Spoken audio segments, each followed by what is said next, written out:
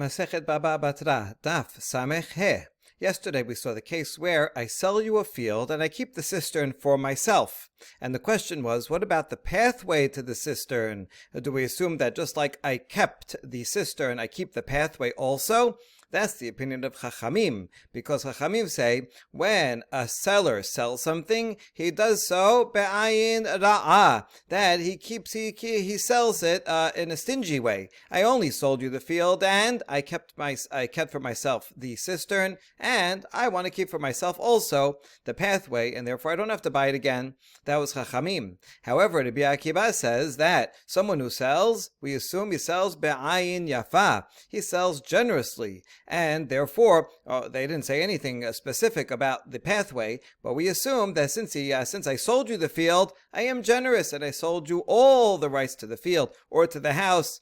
And therefore, when I keep the cistern, I have to actually buy back from you the right to enter into the house to get to the cistern, or a pathway through the field in order to get to my cistern. Now we're going to analyze what is the halacha. Itmar. Rav Huna amar Rav halacha kedibre chachamim. Rav Yirmiyah bar Abba amar Shemuel halacha kedibre Akiba. So Rav Huna, who is a student of Rav, says that the halacha follows chachamim, that someone who sells is ayin ra'ah, he sells in a stingy way, and therefore he keeps for himself the pathway.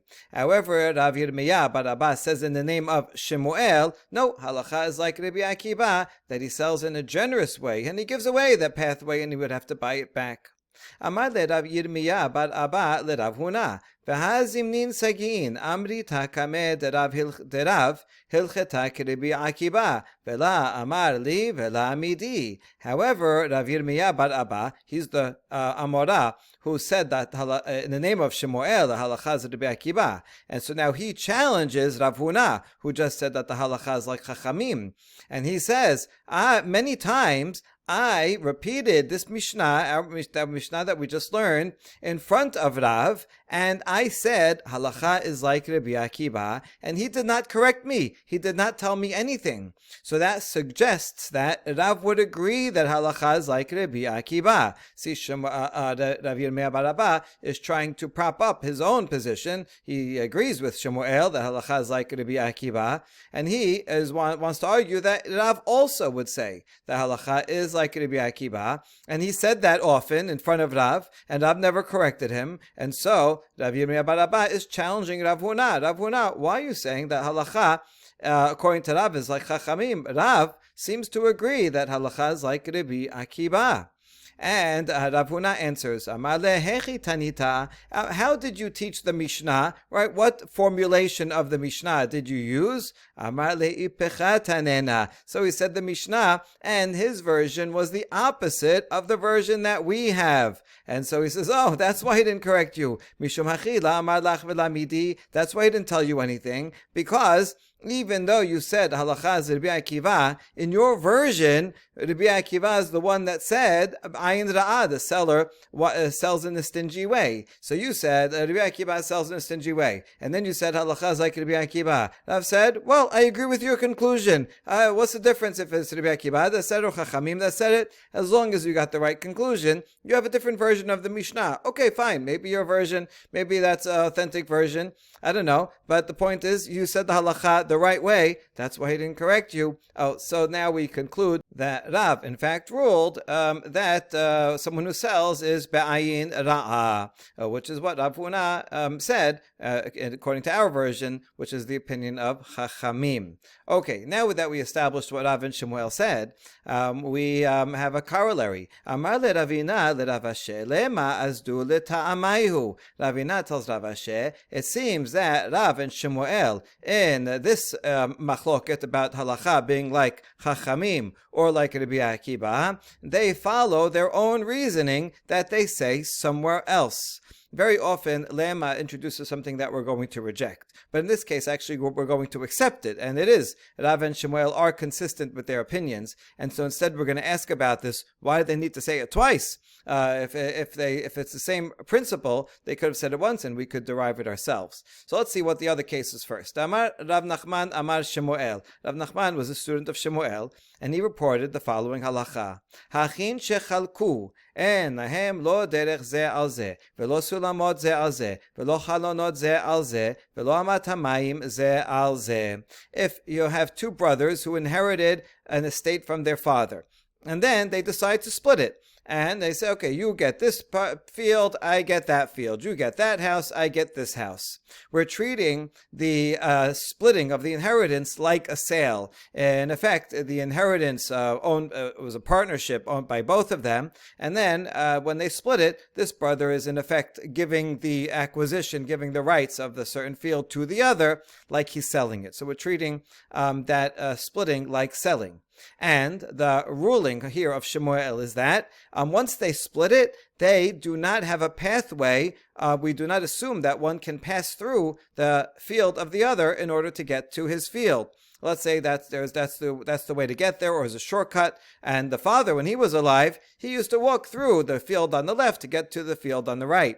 But once they split it, and one brother has the field on the left and one has the one on the right, so the one on the right can no longer pass through the one on the left, right? When you give away, when you sell something, you sell all of it totally, meaning that where he's selling ba'ayin tova, ba'ayin yafa, which is what Rabbi Akiva said. So you see that's consistent. Shemuel said halakha is like Rabbi Akiva, that a seller sells be'ayin yafa, and so too a brother who decides that you get this part is giving that part be'ayin yafa and giving away all of the rights. So each brother gives all the rights to the other brother. So therefore, the one on the right gave away the rights onto the brother on the left for all of his field. And then if he wants to pass through it, he'll have to make a separate negotiation and buy rights to go through it.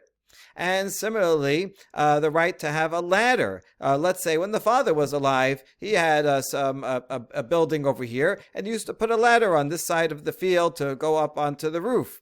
But now this brother gave all the rights away to the other one, so now he can no longer put a ladder on the other one's property in order to go up.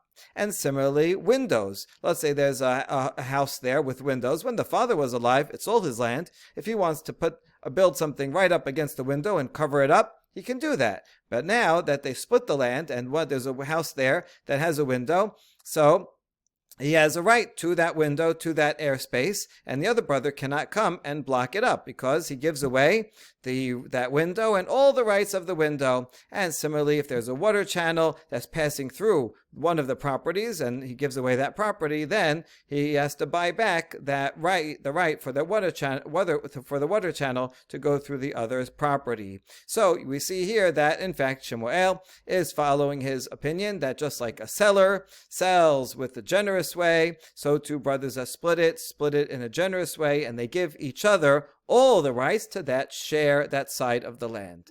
Rav Nachman continues and says, "V'hizaharu bahen shalachot kibuot hen," and be careful because these are established halachot. Don't mess around with them. So he's really supporting Shemuel's opinion. However, Rav disagrees. Rav Amar yesh lahen. Rav says they do have the right to walk through each other's land and to put up ladders on each other's land to go up, and they can block each other's windows. And if there's water channels, the water channel is going through your field and coming into my field, I keep the right to it. So you see that Rav says that the brothers that split are splitting in a stingy way, meaning that since I have a path, let's say I'm get the field on the right, and when the father was alive, then he used to walk through a path from the left side field to the right side field. So now, if this brother is taking this part of it, he is keeping for himself, and he's being stingy when he gives to the other brother the left side. He's saying, okay, you get the left side field, but only the field. I'm keeping the right to pass through it. I'm keeping the right to have the water channel through it. I'm keeping the right to put a ladder on your side of the field because our father, he did that also, and so I'm keeping that right. So you see that even though he's giving away the field to his other brother, he's keeping for himself all the rights in a stingy way.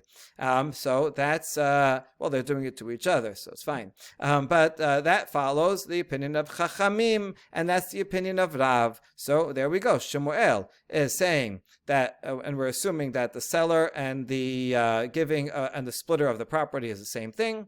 And so just like the brother gives away in a generous way according to Shemuel, that follows Rabbi Akiva, and in a stingy way according to Rav, and that follows Chachamim. And so now our question is, why does Rav and Shemuel have to say this both times? Siricha diashminan be'ahi be'ikama Rav mishum damar le be'ina lemedar be ki hechi dedaru be abahati teda dichtib tachat abotecha yubanecha aval beha ema modi le lishmuel. So we need it, because if I only had this second case of the brothers splitting, I might have thought that in that case, that's where Rav says that the brothers keep for themselves the rights to use the other brother's land. Why? Because each brother will tell the other, I want to use this property and live in it in the same way that our father did. And in fact, there's a pasuk that says, as a blessing, right, instead of your fathers shall be your sons. It's a blessing that to a king to say, after you pass, your sons will sit on the throne and will enjoy the same things that you do. And so this is the sons say, oh, I want to live here. We both want to live here and use the land in the same way, or the rights that our father enjoyed because he owned the whole thing. We want to use it also the same way and allow the water channels to pass through. So that's why Rav says in this case the brothers keep for themselves the rights on the other brother's property. However, in the case of a sale, maybe Rav would agree with Shemuel that if I'm selling you the a land and I'm keeping for myself the cistern, maybe in that case, Rav would agree with Shemuel that I sell in a generous way. Brothers want to keep everything for themselves because they want to, not because they're necessarily stingy, but because they want to continue using it the same way that their father did. But someone who's selling it to a third party, a stranger. So in that case, I'm selling it to you generously, and then I'm selling you the pathway also, all the rights to the land, and then I would have to buy back the pathway. So I might have thought that Rav would agree with Shemuel. So that's why I need our case regarding our Mishnah. I need Rav to say that halacha is like Chachamim, and even in this case of a seller, the seller is going to be stingy. And if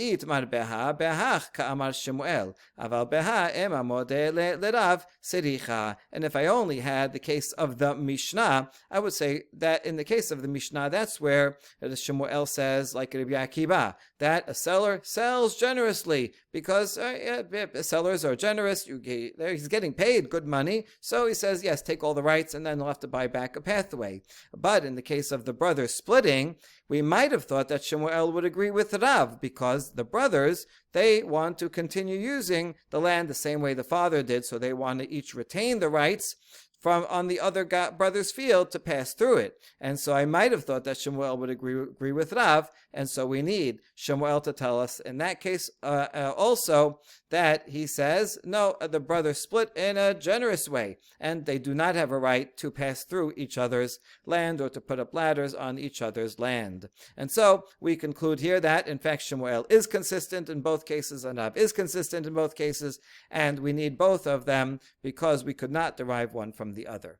Amar le Rav Nachman le Rav Huna, hilcheta kevatin or hilcheta kevataihu. And now Rav Nachman, who said halacha is like Shemuel, that Rav Nachman, who said that according to Shemuel, halacha is like Rabbi Akiva, asks Rav Huna, who says halacha is like, according to Rav, is like Chachamim, and he asks him, is halacha like we said, or like you said? Like we said, meaning Rabbi Akiva, or like you said, according to Chachamim, right? What is the halacha? Mar lehilchata kevataichu de mi karbitu lebaba deresh kalutar de shechichi dayaneh. A kind of surprising answer. You'd expect that Rav Huna would say, halacha is like me. They're going to argue, no, halacha is like me. But look how generous Rav Huna is. Well, speaking of generosity, Rav Rav Huna, in the name of Rav, who said that people sell in a stingy way, is himself very generous, and he says, halacha is like you, that we follow Shemuel, and we follow Rabbi Akiba.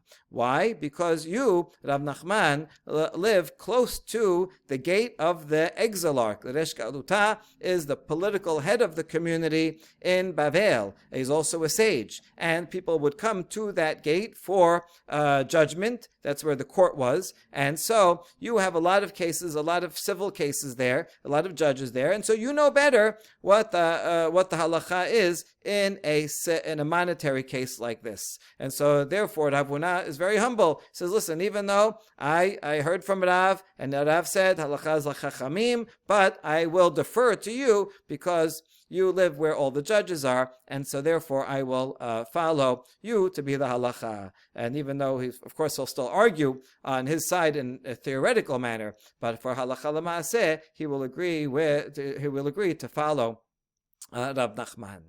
איתמר שני בתים זה לפנים מזה, שניהם במכר, שניהם במתנה, אין להם דרך זה על זה. כל שכן חיסון במתנה ופנימי במכר. An interesting case of two houses. One is inside and one is outside, meaning closer to the street and farther away from the street. In order to get to the inner house, you actually have to pass through the outer house. You have to go right through the house.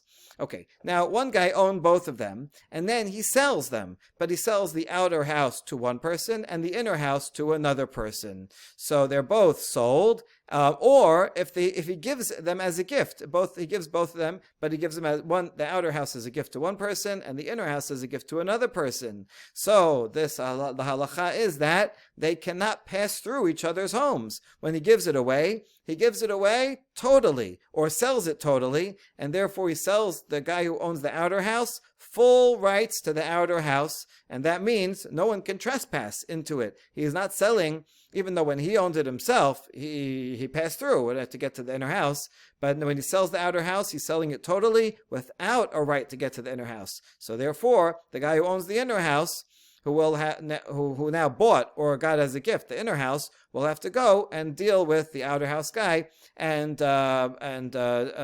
buy from him or ask him for rights to go through the outer house. So that's true for sure if they're both a sale or both a gift, because no matter what, right, he's treating both of them the same. And this is all the more so if the outer one he gave as a gift and the inner one he gave as a sale. What's the difference between a gift and a sale? When is someone more likely to be generous? When he's giving a gift. He wants to give a gift. I want to give you a nice gift. You don't give someone, half a cake as a gift. You give someone a full thing. And so therefore, since the outer one is a gift, he's giving the outer one total rights. And the inner one, when someone's selling something, they're more likely to be a little bit stingy and hold it back. So all the more so, if he's giving the outer one as a gift, he's giving the outer guy total control, and he's not holding back the right to pass through his land for the guy that he sold it to. So that's for sure. But now the last permutation is a question. When they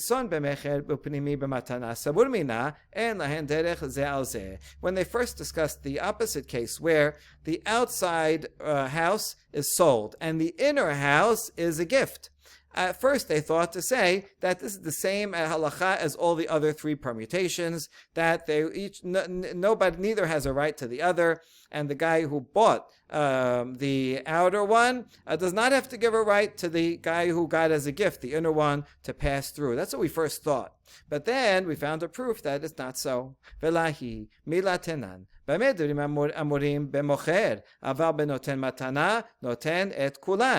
after all, we have a Mishnah coming up later. It's a Mishnah that we already learned on the previous stuff that was about if I sell you land and I keep the cistern for myself, and there has machloket, and Chachamim say that I sell in ayin ra'ah, and therefore I keep the pathway to the cistern for myself. The Mishnah there, in the continuation Mishnah, says, when is that true? Only if I'm selling it. If I'm selling it, we assume, according to Chachamim, ayin ra'ah. But if I gave you the land as a gift, and even though I just said land, so I'm keeping the cistern for myself. When it's a gift, then I give everything. I give all the rights to the land, and I do not keep a pathway for myself.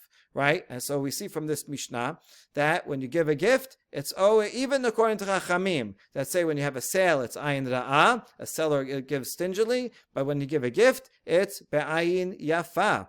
And so, since a gift is always ayin yafa, then we see alma mandi matana b'ayin yafa yahib hachaname mandi matana b'ayin yafa yahib. We learn from that Mishnah that any time someone gives a gift, he does it generously. So too here, when someone gives a gift, he does it generously. And so when we apply that, we see that the outer guy he sold, the inner guy he gave it as a gift. So when he gives a gift to the inner guy, he's doing it in a generous way. That means he's giving the inner guy also the right to pass through the outer house to get there. And since the outer guy he only gave as a sale, so he's being stingy and says, "Oh, listen, so I'm selling you the house, but I'm keeping the right to pass through your house for whoever I give the inner house to." Whereas in the opposite way, for sure, it would not be so. And if it's equal, if they're both gifts or both sales, well, it doesn't matter because he's treating them both equally. So therefore, in all those cases, we cannot assume that he is preferring the inner guy over the outer guy to allow the inner one to pass through the outer one. Only in the last permutation will we allow that. Next Mishnah. המוכר את הבית מכר את הדלת, אבל לא את המפתח. If I sell you a house, then that includes the door, but it does not include the key. The general principle we'll see throughout this Mishnah is if I sell you a house and I write in the deed a house, that's all I write, that includes the house itself, the structure itself, and also anything that's permanent and attached to the ground or attached to the house, but not movable items. So in this case, I sell you the house, that includes the door, because the door, it's not like exactly nailed, it's on hinges. It could be taken off sometimes, you have to move in a big refrigerator, but generally it's attached as part of the house, as part of the structure of the house, and therefore that's included in the sale. That'd be weird if I sold you a house and then I take the door with me. However, it does not include the key because the key is a movable item. Now, if yes, how am I going to open the door without the key? Okay, it's true. So you have to make a new key or you'll have to buy the key separately. But ultimately, it is a movable item and not attached to the house. We're talking about a kind of key that would be left in the door most of the time. The key is like really the knob of the door. Kind of like today, sometimes people have a double lock, and from the inside, you have to double lock it with a key, but the key stays in. Otherwise, you'll lock yourself into the house. So that's the kind of key we're talking about, and we're going to discuss that further because there is another opinion about it. Machar et ha-machteshet kibu'a, aber lo et ha-mitartelet. When I sell you the house and I just say bait, then we assume that I am also selling you the mortar that's fixed in the ground. We're talking about a mortar and pestle. The mortar is the bottom part, a big bowl, and pestle is the stick. So the stick obviously is movable. But even the mortar, it depends. If it's a big one that's fixed into the ground, then that's considered part of the house, and that's sold as well. But a portable one, a small pestle, just for little spices, that is a kitchen utensil, and that is not sold as part of the house, and I take that with me as the seller. When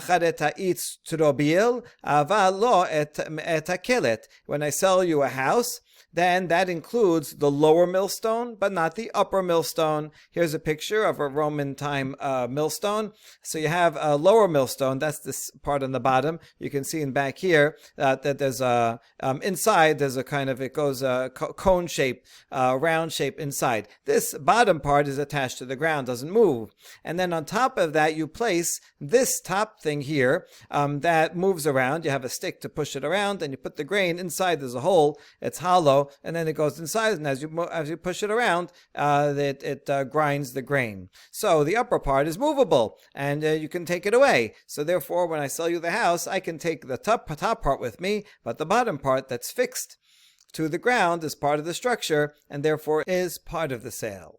Velo tatanur, velo takirayim. When I sell you the house and I just say house, that does not include the oven and the stove, because these are movable items, even though they're big and they may be heavy, but I'm moving and I'm going to want to take these things with me. They're not attached to the house. These are considered movable items. Bizman shamar lo hu v'chol ma shebetocho. If I write in the deed, I am selling you the house and everything that's in it, then all these items that we mentioned are included in the sale. I'm selling you, like I say, the house and the furniture. So then even these movable items would in fact be included. Now, what exactly would be included? Well, these things. Doesn't mean everything. You're not going to get like the clothing that's in my closet or my books that I have there. But we're talking about these things that are used, house items. You can call them, and the Gemara will discuss further that as well. Lema matnitin de la kedebi meir. De'i debi meir ha'amar machad takedem machad tashmishe kedem. It seems that our Mishnah is not the opinion of Rabbi Meir, because Rabbi Meir says that if I sell you a vineyard, then you also get the utensils of the vineyard, like some of the tools or the sticks that you put into the ground in order to hang the vines on it. Let's say I didn't put them in the ground. I have a bunch of those sticks. So these are things that you use in a vineyard. Rabbi Meir says, even though they're movable, and I didn't say, I just use standard language, I'm selling you a vineyard, these items that are used for the vineyard also go along with the sale. If you apply that same thing to the Mishnah, then it seems that the upper millstone and these other items, the oven, should also be included, because these are items that are used for a house. And even though they're movable, they should be included in the sale. So it must be that our Mishnah is not the opinion of Rabbi Meir. Well, we try to fit it in. Afilu tema Rabbi Meir, hatam kebia, hacha la kebia. Maybe our Mishnah is in fact the opinion of Rabbi Meir. And in the case of the vineyard, these things are fixed in the vineyard. Not fixed in the sense that they're attached to the ground, because then everybody would agree, but rather fixed in that they're not removed from the vineyard. These are vineyard items that I wouldn't use for anything else. I wouldn't lend them out to other people, right? These are utensils that are exclusively used and stay in the vineyard. And that's why they're sold together with the vineyard. Whereas the items that we mentioned in the house are not fixed to the house, but sometimes I lend them out. Someone wants to borrow my oven. I'll lend him. He needs to borrow the upper mill, and so I lend him that. And so since these things are not exclusively used only in the house, but are taken off of the property sometimes, so that's different. And Rabbi Meir would agree that regarding these household items that are not fixed there, they are not included in the sale. But we challenge that.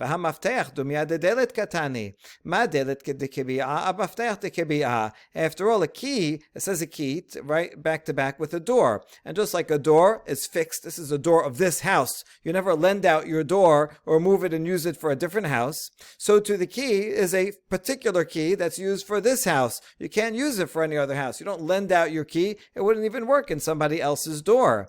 And yet, it's not included in the sale according to the Mishnah. But according to the Rabbi Meir, since a key is an item that is movable but is fixed to the place, it is included in the sale. And so therefore we conclude that in fact our Mishnah is not the opinion of Rabbi Meir. They would disagree about the case of a key. According to our Mishnah, since it's a movable item, it's not attached to the ground, it's not included in the sale. According to Rabbi Meir, since it's an item that's used only for this house, it stays in the house and is not lent out, and doesn't leave the house, therefore it is included in the sale, like the items that are used for a vineyard. And next we quote a Baraita. It's also found in the Tosefta. It's parallel to our Mishnah. However, it's a little bit different, and we're going to see that our Mishnah is actually the opinion of Rabbi Eliezer that's quoted here. Tenor Banan, Hamocher tabayit macher tadelet, et haneger vet hamanul, aval lo et hamaftech. So the first part is just expanding on the Mishnah. If I sell you a house, then I sell you also the door and the door bolt and the lock. Those are all fixed to the door, but not the key, which is I can take out of the door, even though I never take it out, but I could take it out and it's movable. It's not included in the sale. That's consistent. If I sell you the house, it does include the mortar that is hollowed out of the ground, but not the mortar that is fixed to the ground after its construction. This phrase is actually different from our Mishnah. So the first one is if it's hollowed out of the ground. If I go to the ground and I dig into the stone that's in the ground, and I dig a big bowl and I use as a big mortar, that certainly goes along with the sale. That's actually part of the ground. However, if I have one that's made out of, let's say, wood, and then I attach it to I glue it down, I cement it down to the ground, that is not included in the sale. Now, according to our Mishnah, anything that's attached to the ground is included in the sale. But here, since originally was not attached, and then I only attached it later, we consider that to be not part of the structure of the house and is not included. So in this sense, for this issue, this baraita is different from our Mishnah. Machar ha'itz trobil avalo et kelet is the same as our Mishnah. If I sell you the house, it includes the lower stone but not the upper stone that's movable. Lo et tanur velo et kirayim velo et rechaim, and also the sale does not include an oven, a double stove, or a hand mill. These are all movable items. That's Tanakama. Rabbi Eliezer omer kol mechubar lakarka harehu kakarka. Rabbi Eliezer says anything that's attached to the ground is the same as the ground and is included in the sale. What does he disagree with? Well, he would disagree with this mortar that, let's say I made it out of wood, so it was not attached to the ground, and then I attached it to the ground. According to Tanakama, that is not included in the sale because it was not part of the ground. You only attached it later. But according to the Rabbi Eliezer, if it's attached right now, then that's considered part of the ground and is included in the sale. And so you see the Rabbi Eliezer and our Mishnah agree with each other. Bizman she'amar lo hu v'chol ma shebetocho hare kulan mechurin. Now, just like in the Mishnah said, if I say I'm selling you the house and everything that's in it, then all of these items, even though they're movable items, but these are household items, and so they go along with the house because I said the house and everything that's in it. Ben kach uben kach lo machar lo tabor velo tadut velo etayasiya. But even if I say this phrase, everything that's in it, it doesn't include everything that I own, and it will not include the pit, the cistern, and the gallery. These are separate use items. These items are used for storage of water, or it's a separate structure on the side of the house, and is not an essential part of the house, and is not used for residence like the house is, even if the cistern is in the house in the basement. These are separate items, and even though they're attached to the ground, they're part of the ground, but these are not included. Even if you say everything that's in it, it means everything that's in it that is part of the house or used with the house, but not other items that are not used with the house at all. And or certainly it would also not include personal items like clothing that a person is obviously going to take with him. That's not considered part of a household item. Baruch Adonai Le'olam. Amen ve'amen.